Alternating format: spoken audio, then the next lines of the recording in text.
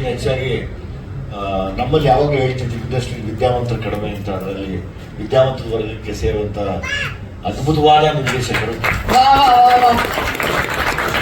ಆಮೇಲೆ ಗ್ಯಾರಂಟಿ ಅವರು ಅಂದರೆ ಯಾವುದೋ ಒಂದೆರಡು ಸಿನಿಮಾ ಏನೋ ತಮಾಷೆಗೇನೋ ಇದಾಗಿರ್ಬೋದು, ಬಟ್ ಅವ್ರ ಗ್ಯಾರಂಟಿ ಅವತ್ತು ಆ ಕಾಲದಲ್ಲೇ ಇಡೀ ಮನೆನ, ಇಡೀ ಕರ್ನಾಟಕನ ಹೋಲ್ಡರ್ ಇಟ್ಕೊಂಡು ಆ ಸಿಟಿಯಲ್ಲಿ ಕಾರ್ಯಕ್ರಮ ಕಂಟಿನ್ಯೂಸ್ ಆಗಿ ನೋಡಂಗೆ ಮಾಡಿದಂಥ ಮೋಸ್ಟ್ ಟ್ಯಾಲೆಂಟೆಡ್. ನಿಮ್ಮ ಸಿನಿಮಾ ಯಾವಾಗಲೂ ಫ್ಯಾಮಿಲಿ ಕಂಪ್ಲೀಟಾಗಿ ಕೂತ್ಕೊಂಡು ನೋಡುವಂಥ ಎಲ್ಲ ಥರದ ಸೈನ್ಸ್ ಸಿನಿಮಾಲಿದೆ. ಸಿದ್ಲಿಂಗುಲಿತ್ತು, ಇದರಲ್ಲಿ ಇರುತ್ತೆ. ಸೊ ಹಾಗಾಗಿ ಸುಮಾರು ಈ ಒಡಿ ಬಡಿ ಈ ಗಲಾಟೆಗಳು ಸಿನಿಮಾಗಳು ನೋಡೋ ಮಧ್ಯೆ ಒಂದು ಒಳ್ಳೆ ಅದ್ಭುತವಾದ ಸಿನಿಮಾ ಬರ್ತಾ ಇದೆ ಅಂತ ಒಂದು ಒಳ್ಳೆ ಸೂಚನೆ ಇಲ್ಲಿದೆ. ಸೊ ಹಾಗಾಗಿ ನಿಮಗೆ ಥ್ಯಾಂಕ್ಫುಲ್ ನಮ್ಮ ಯೋಗಿಗೆ ಮತ್ತೆ ಸಿದ್ಲಿಂಗು ಟೂ ಮಾಡಿರೋದಕ್ಕೆ.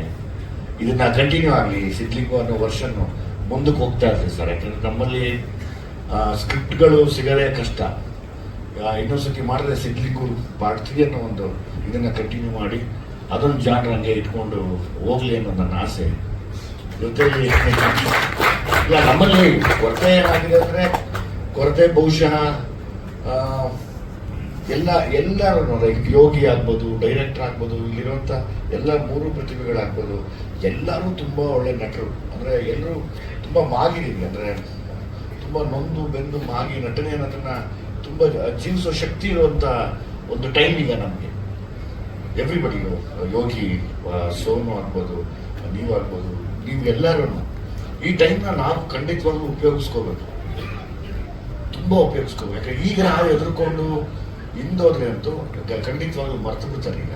ಸೊ ಹಾಗಾಗಿ ಈಗ ಒಂಚೂರು ಎಲ್ಲರೂ ಸೇರಿ ಸಾಥ್ ಕೊಟ್ಟು ನಾವು ಕನ್ನಡಿಗರು ಯಾರಿಗೇನು ಕಡಿಮೆ ಇಲ್ಲ ಅಂತ ತೋರಿಸ್ಬೇಕು. ನನಗೆ ಫಾರ್ ಎಕ್ಸಾಂಪಲ್ ಇದನ್ನು ನೋಡ್ತಾ ಈಗ ನಾವು ಸುಮಾರು ಬೇರೆ ಬೇರೆ ಭಾಷೆಗಳ ಸಿನಿಮಾನ OTT ನೋಡ್ತಾ ಇದ್ವಿ. ಫಾರ್ ಎಕ್ಸಾಂಪಲ್ ಮಲಯಾಳಂ ನೋಡ್ತೀವಿ.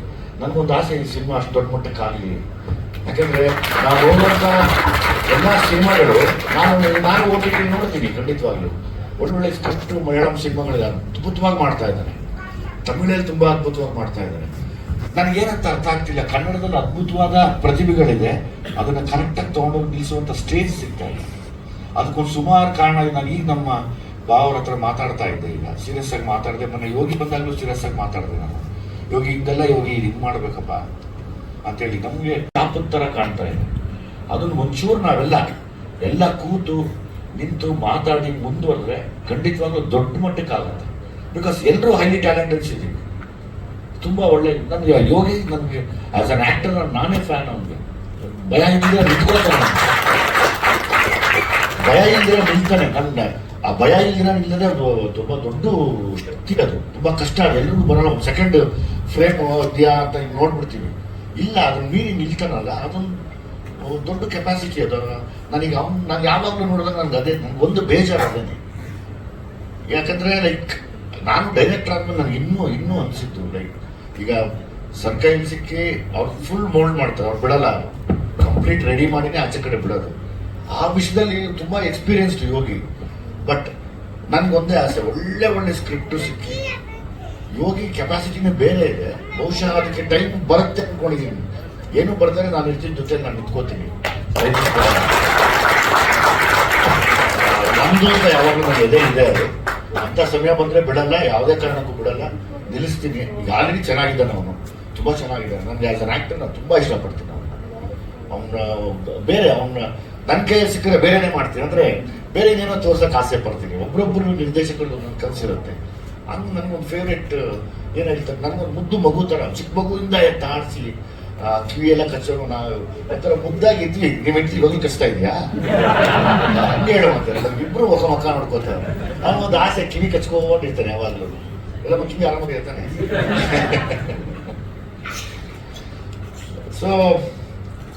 ಮೇಡಮ್ ಇದ್ದಾರೆ, ಸೀತಾಕೋಟೆ ಅವರು ಇದ್ದಾರೆ, sir Ramesh sir, Manjunath sir ಇದ್ದಾರೆ. ನಾವು ಸೀರಿಯಲಲ್ಲಿ ಓಡಾಡಬೇಕಾದ್ರೆ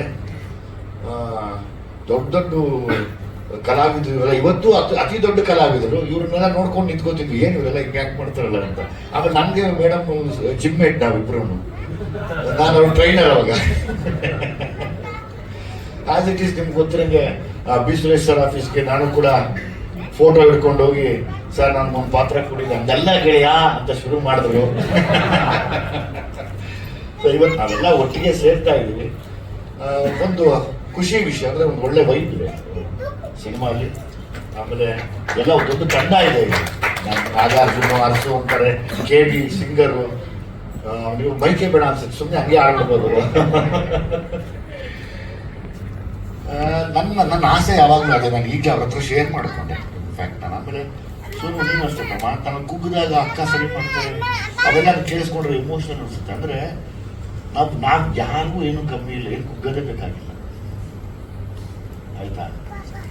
ಯಾವ ಕಾರಣಕ್ಕೂ ಕುಗ್ಗಬಾರ್ದು. ಪ್ರಾಣ ಜೀವ ಹೋಗುತ್ತೆ ಅಂದಾಗ ಮಾತ್ರ ಅದಕ್ಕೆ ಸರೆಂಡರ್ ಆಗಬೇಕು. ಮಿಕ್ಕಿದೇನಕ್ಕೂ ಸರೆಂಡರ್ ಆಗ್ಬಿಟ್ಟು ಆರಾಮಾಗಿ ಎಲ್ಲ ಮುಂದಕ್ಕೆ ಹೋಗ್ತಾ ಇರುತ್ತೆ, ಹೊಡ್ಕೊಂಡು